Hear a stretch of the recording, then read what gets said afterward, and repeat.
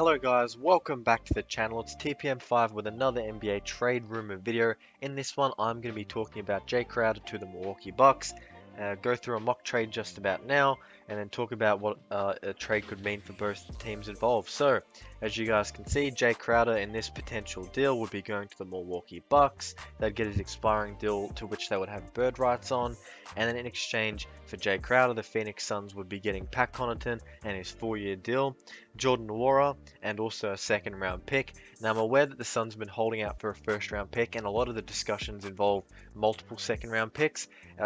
Feel free to say that there's 2 or 3 if you want. Personally, I think 1 to 2 is probably fair, given that Nwora is a young promising player and Connaughton is someone that can come in and help out the team. Now immediately when you look at the Bucks, Jae Crowder is someone that comes in, a 3-and-D type guy, someone that will come in and fulfill the role that PJ Tucker played for them in that season a couple of years ago, and someone that can really come in and provide an option on offense off ball.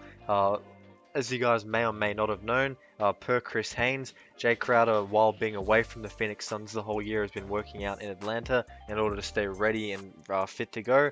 So if the deal was to be made, I don't doubt that he'd be ready and able to contribute to winning, something he's done throughout his whole career, as he's made the playoffs in a lot of his seasons, making the playoffs every year since 2013-14. So I guess a perennial winner is one way to put it, or you can say he likes to pick his spots in the league.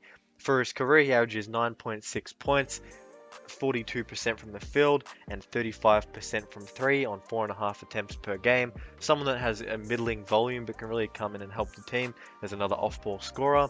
And most importantly too, when it comes to playoff matchups, his ability to guard from the 2 to the 4 allows some matchup flexibility. So if they play Boston, he can spend time on Tatum, and they can kind of put him between Tatum and Brown. And also even the teams like Chicago that are strong in the shooting guard and small forward spots.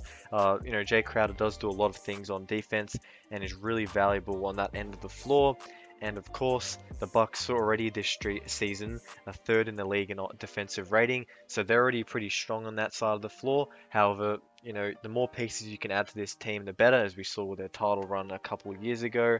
Now, I guess it is a shame to see Pat Connaughton go, but you'll have your bird rights on Jae Crowder, so if you're willing to give him a multi-year deal, which is the whole reason this whole hold up with the Phoenix Suns has happened, then if you're willing to pay him for a couple of years, then you'll have him on this roster as well for pretty cheap, all things considered.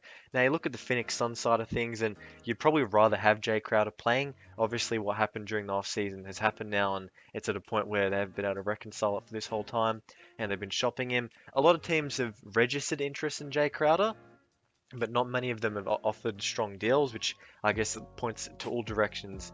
The Phoenix Suns becoming desperate to make a deal. I guess getting Pat Connaughton, you can do a lot worse than getting him. He's someone that can come in and complement, their big guys, come off the bench and really shore up their backup shooting guard or small forward spot. As someone again with experience in the postseason, so you're not running the risk with that. Someone that can come in and give you some of what Jae Crowder gave you in terms of stretching the floor, as overall for his career, he shot 36% from 3-on-3 attempts per game. Obviously, a high energy guy, someone that's 6'4", can really come in and help the team and do a little bit of a role for them.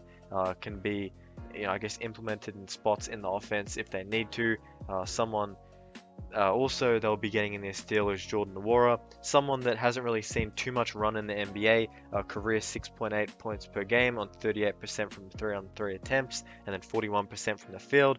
However, in times where he's been called upon more, such as his time in the Olympic team of Nigeria, 2020, he averaged 21 points and 5 rebounds, shooting a scorching hot 48% from 3. So he has shown an ability to help the Phoenix Suns stretch the floor, something that you'll always need when it comes to playoff time. Obviously, you'd rather have Jae Crowder playing here for the Phoenix Suns, but that doesn't look likely. That's it for the video. Don't forget to like and subscribe, also comment, and until next time, peace out.